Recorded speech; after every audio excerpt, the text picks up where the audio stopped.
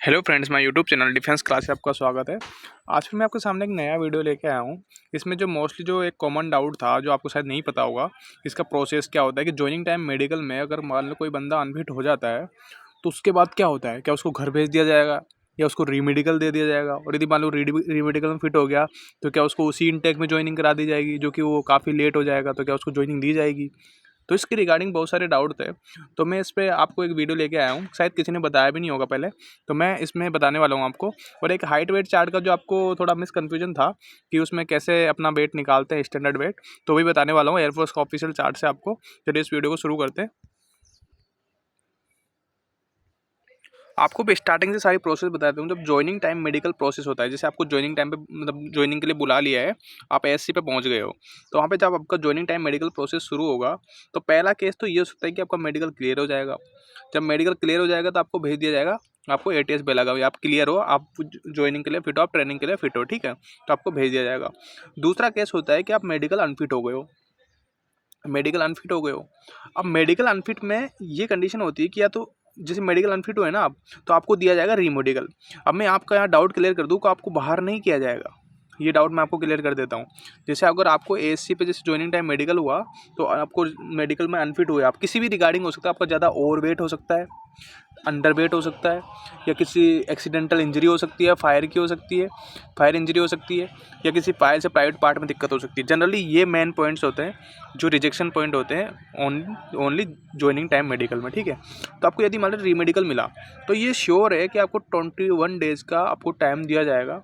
उसके 20 डेज जब 1 डेज हो जाएंगे, उसके बाद आपको रिकॉल किया जाएगा, ठीक है। आपको बताया जाएगा कौन सा आपको मेडिकल सेंटर पे जाना है, ठीक है, एयरपोर्ट मेडिकल जाना है वहाँ पे स्टेशन पे। अब उसमें कंडीशन ये बनती है कि यदि मान लो वहाँ पे जब आपको रीमेडिकल के लिए भेजा और आप वहाँ पे अनफिट हो गए, तो आप बिल्कुल आउट हो जाओगे, ठीक है। अगर वहाँ अनफिट हो गए तो आप बिल्कुल आउट हो जाओगे, ये तो अंडरस्टूड सी बात है। लेकिन दूसरी कंडीशन ये बनती है, जो आपको यहाँ पे नीचे दिख रही होगी, कि यदि मान लो वहाँ आप फिट हो गए, जैसे मान लो वहाँ जो 21 डेज़ का टाइम दिया था, वहाँ पे आप फिट हो गए, तो फिर क्या होगा? तो फिर आपको जो अभी जिस बेच के लिए आपने क्वालिफाई किया था, उस बेच में आपको ट्रेनिंग नहीं कराई जाएगी। हाँ, मैं क्या बोल रहा हूँ, अगर आप यहाँ से फिट हो गए 21 डेज़, क्योंकि वो ट्रेनिंग वो जा चुका है वो बैच, अब उनकी ट्रेनिंग स्टार्ट भी हो गई होगी, तो अब आप उस बैच में आपको ट्रेनिंग के लिए नहीं भेजा जाएगा। आपको भेजा जाएगा नेक्स्ट इनटेक में। जब नेक्स्ट इनटेक आएगा तो आपको उस इनटेक में ना तो आपका फिजिकल होगा, ना आपकी जीडी होगी, आपका मतलब ना एग्जाम होगा, कुछ भी नहीं होगा, बस आपका मेडिकल होगा, ज्वाइनिंग टाइम मेडिकल होगा, बस। उसके बाद आपको सीधा भेजा जाएगा। लेकिन इसमें एक कंडीशन ये है कि जो if your marks greater than next intake enrolment cut off, मतलब इसका मतलब क्या है कि लेकिन यदि आपके मार्क्स, जैसे मान लो आपके इस इनटेक में 35 नंबर थे एक्स ग्रुप में, ठीक है, अब उस इनटेक की जो अगला इनटेक आने वाला है, अब उसकी इनरोलमेंट कट ऑफ मान लो 33 नंबर रहेगी, मतलब कम रही, आपकी ज़्यादा मार्क्स है, तो आपको ट्रेनिंग के लिए भेजा जाएगा उस बैच में। लेकिन दूसरी कंडीशन ये बनती है कि यदि मान लो आपके मार्क्स कम है, आपके मार्क्स से मान लो 30 नंबर, और इस 30 नंबर और इस बार आप क्वालिफाई थे, लेकिन नेक्स्ट इनटेक में कट ऑफ बढ़ के हो गई 32 नंबर इनरोलमेंट की, लेकिन आपके नंबर है 30, तो आपको उस इनटेक में भी, नेक्स्ट इनटेक में भी आपको नहीं भेजा जाएगा। आप डाउट क्लियर हो गया होगा, अगर आपके नंबर कम है नेक्स्ट इनटेक की इनरोलमेंट कट ऑफ से, तो आपको उस इनटेक में भी, अगले इनटेक में भी, चाहे आप ज्वाइनिंग मतलब मेडिकल फिट हो, तो भी आपको ज्वाइनिंग के लिए नहीं भेजा जाएगा। तो इसलिए बोलते हैं कि ज्वाइनिंग टाइम मेडिकल में ऐसी कोई दिक्कत मत लेना कि सब कुछ क्लियर हो जाने के बाद, आपने इतना सारा स्ट्रगल करने के बाद जब ज्वाइनिंग टाइम मेडिकल में आउट हो रहे हो, तो सबसे बुरा फेज जो बोलते हैं ना लाइफ का, सबसे बुरा फेज वही होता है। इतना कोशिश करने के बाद आपने ज्वाइनिंग टाइम में, और वहाँ कुछ नहीं होता, एक्सीडेंटल ज़्यादा वहाँ डीप पॉइंट चेक भी नहीं होते, एक्सीडेंटल इंजरी होती है, और over weight under weight, over weight में भी बंदे बाहर होते हैं। अगर ज़्यादा ओवर वेट है तो पहले कम कर लेना, क्योंकि उसमें भी बंदे बाहर होते हैं। तो ये आपका ज्वाइनिंग टाइम का जो मेडिकल अनफिट है, ये डाउट क्लियर हो गया होगा। अगर इसके रिगार्डिंग फिर भी डाउट है तो पूछना। और मैं इसमें एक और चीज़ क्लियर कर देता हूँ, जैसे जो एयरफोर्स का जो हाइट वेट चार्ट है, इसमें आपको एक चीज़ क्लियर कर देता हूँ जो बच्चों के मन थोड़ा कन्फ्यूजन है। देखो, ये भी एयरफोर्स का ऑफिशियल चार्ट है, ठीक है। Height weight chart standard for male, मैंने एयरफोर्स की ऑफिशियल साइट से डाउनलोड किया है। तो इसमें क्या है, जैसे आपकी 150 टू 153 जो हाइट है, उसके अकॉर्डिंग आपके एज के अकॉर्डिंग आपकी यहाँ पे वेट दे रखा है कि इतना वेट आपका होना चाहिए, ठीक है। जैसे मैं एक एग्जांपल बताता हूँ, अगर किसी 152 सेंटीमीटर हाइट है, सेंटीमीटर में है ये, और किसी का एज ग्रुप 15-17 के बीच में है, या 18 से 22 मान लो, मैक्सिमम इसी में होते हैं, तो उसका वेट 47 आइडियल वेट है। 47 आइडियल वेट है। अब आपको पता है ऐसे तो एग्जैक्ट तो किसी का होता नहीं है। तो वेट में क्या होता है, 10% का रिलैक्सेशन दिया जाए, प्लस माइनस 10% का रिलैक्सेशन दिया जाता है।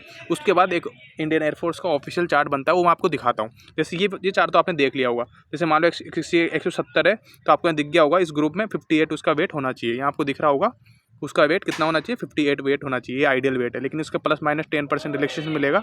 तो उसके बाद एयरफोर्स का ऑफिशियल चार्ट बनता है। तो ऑफिशियल चार्ट आपको मैं ये दिखा रहा हूँ, ये रहा ऑफिशियल चार्ट, ठीक है। आपको यहाँ पे दिख रहा होगा, थोड़ा मैं इसको जूम कर देता हूँ, आपको और अच्छे से दिख जाएगा।